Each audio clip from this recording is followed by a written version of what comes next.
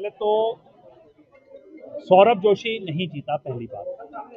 Bharatiya Janata party के वो सैकड़ों कार्यकर्ता जो बूथ लेवल पे काम करते हैं, केरल जैसी विपरीत परिस्थितियों में काम करते हैं, अरुणाचल जैसी विपरीत परिस्थितियों में काम करते हैं, जम्मू कश्मीर के सरहदी इलाकों में जो काम करते हैं, आज उनके आशीर्वाद से उन बूथ कार्यकर्ताओं के जो दिन रात लोकहित में जो काम करते हैं, भारतीय जनता पार्टी के सैकड़ों कार्यकर्ताओं के दम पर आज हमने ये 3 पद जीते।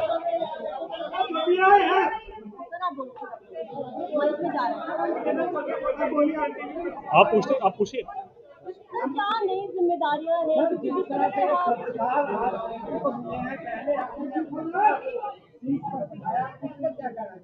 देखिए, पहले तो मैं सर्वप्रथम जो मैडम का सवाल है मैं उसमें जवाब देना चाहूंगा कि सैकड़ों कार्यकर्ता जो हमारे दिन रात जो विभिन्न परिस्थितियों में काम कर रहे हैं। दूसरा, शेष नेतृत्व। आप देखिए, भाई नरेंद्र भाई मोदी जी जिस प्रकार 14 वर्षों से निरंतर दिन रात अपने परिवार को भूलकर, अपनी माता के मृत्यु को भूलकर जनता की सेवा जो कर रहे थे, आज उसका फल चंडीगढ़ की जनता को मिल रहा है कि आज भारतीय जनता पार्टी तीनों सीटें जीत रही है। दूसरा, हमारे शेष नेतृत्व, नितिन नबीन जैसे हमारे राष्ट्रीय अध्यक्ष जी को चुना गया, एक आम कार्यकर्ता से सीधे राष्ट्रीय अध्यक्ष चुना गया, और वैसे ही सौरभ जोशी को एक आम कार्यकर्ता को इस पद पर बिठाया गया। तो ये सिर्फ भाजपा में ही मुमकिन है, ये सिर्फ भारतीय जनता पार्टी कर सकती है, ये कोई और पार्टी नहीं कर सकती। अगर आप कह रहे हैं कि सौरभ जोशी का संघर्ष नहीं था, ये कार्यकर्ताओं का संघर्ष है, ये उस समय का संघर्ष है, ये 1925 से संघर्ष चला हुआ है, ये देश के आजादी से पहले संघर्ष चल रहा है। चाहे भारतीय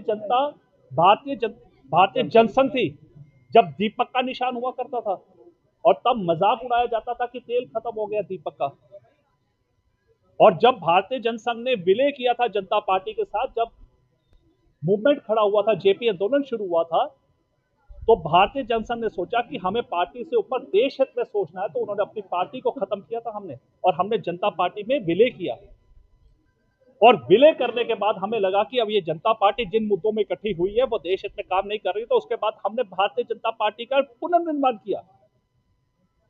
और जिस समय पार्टी जब बनी थी उतना ही मेरे वर्ष हो चुके हैं। 1980 में भारतीय जनता पार्टी का निर्माण हुआ, उस समय मेरा 1979 का मेरा बर्थ है, तो आज पूरे 46 वर्ष इस पार्टी को काम करते हो गए, भारतीय जनता पार्टी जनसंघ को। बाकी मैं आपको आज इतना ही कहूंगा कि ये जीत, ये हार, ये चुनाव भारतीय जनता पार्टी इसको लेकर नहीं लड़ती है। भारतीय जनता पार्टी सिर्फ एक चीज को लेकर लड़ती है कि जब तक अंतिम पद पे बैठा व्यक्ति, अंतिम पद पे कौन होता है? जो गरीब, जब तक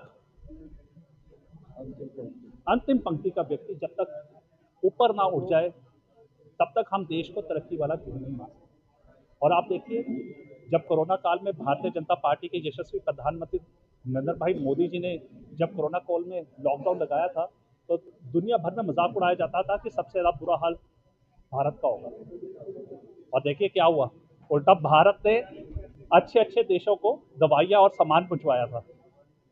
हाँ, यहाँ दिक्कत देश में नहीं है, यहाँ पे नैरेटिव सेट करने वालों की दिक्कत है। वो नैरेटिव कौन सेट करता है? विपक्षी पार्टी के क्या रह गए जो कहते थे कि जिन्होंने आजादी दिलवाई है, आज उनके देश भर में कितनी प्रदेशों में सरकार रह गई। दूसरा, आज जब आप लोकसभा में जाते हैं तो उनके कितने मेंबर ऑफ पार्लियामेंट रह गए, मात्र वो तो एक बस में भर के आ सकते हैं। वो सिर्फ नैरेटिव सेट करने के लिए काम करते रहते हैं, लेकिन हमें अच्छा लगता है कि जिस प्रकार वो नैरेटिव सेट करते हैं, हमें उतनी ऊर्जा मिलती है देश हित में और लोगों के काम करने में। मैं फिर से एक बार अपने चंडीगढ़ के प्रदेश अध्यक्ष, देखिए अभी उन्होंने मेरे गाल खींचे थे, मेरे बड़े भाई की तरह। कहाँ चले गए अभी? जतेंद्र मल्होत्रा जी गाल इसलिए खींचे थे क्योंकि बचपन से हम बड़े भाई की तरह उनको माना। संजय जी खींच रहे थे, बबला जी खींचे थे, भट्टी जी खींचे थे, ये सब बचपन से हम लोग काम करते आ रहे हैं, मुझे याद भूलता नहीं है। जब जस्टिस डीवी सहगल जी को यहाँ चुनाव लड़ाया गया था 1989 में, तब मैं पहली बार बूथ में बैठा था। मेरी उम्र कितनी थी? 10 साल।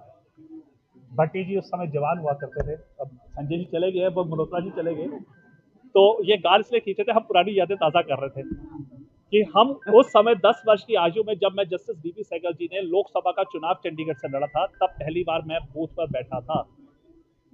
और आज जितेंद्र भाई मल्होत्रा जी ने, संजय टंडन जी ने, जो हमारे चंडीगढ़ की हमारे पूर्व अध्यक्ष अरुण सूद जी हों, चाहे धर्मपाल गुप्ता जी हों, चाहे ज्ञानचंद गुप्ता जी हों, चाहे यशपाल महाजन जी हों, चाहे कमला शर्मा जी हों, चाहे प्रेमसाद जैन जी हों, चाहे पंडित रामस्वरूप शर्मा जी हों, चाहे राजकुमार महाजन जी हों जो सबसे पहले यहाँ अध्यक्ष बने थे, और चाहे भाई संजय टंडन जी हों, इन सब के निरंतर जो इन्होंने चंडीगढ़ में काम किया, आज उसका फल हम जैसे कार्यकर्ताओं को, सुमन जी को, जसवंत जी और सौरभ जैसे कार्यकर्ताओं को मिलता है। खुशी इस बात की भी होती है और भावुक भी हो जाता हूँ। जो आपने पूछा, मेरे पिताजी के बारे में आया था। पिताजी मेरे पूर्व अध्यक्ष रहे यहाँ चंडीगढ़ में 1993 से 93 तक के बीच में।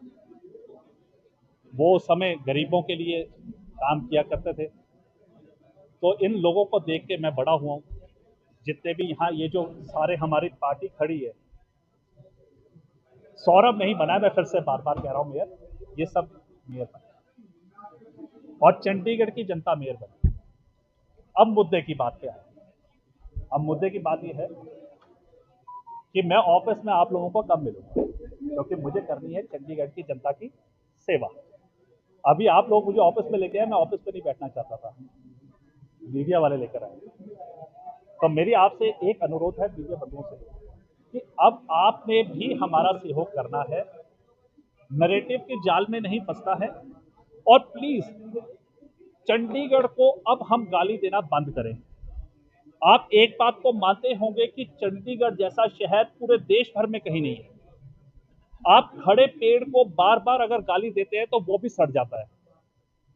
तो अब चंडीगढ़ को हम नेगेटिव बात नहीं बोलेंगे, अब चंडीगढ़ के बारे में हम पॉजिटिव बातें करेंगे। अब चंडीगढ़ की पॉजिटिव बातें क्या है कि चंडीगढ़ एकमात्र ऐसा शहर है जहां पे सबसे ज्यादा हरियाली है। चंडीगढ़ में साक्षरता 100% है, साक्षरता 100% है।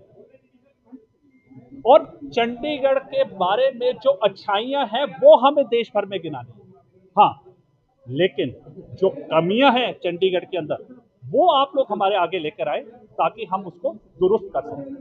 अब मैं चाहूंगा कि हमें अभी और भी कार्यक्रम में आगे जाना है।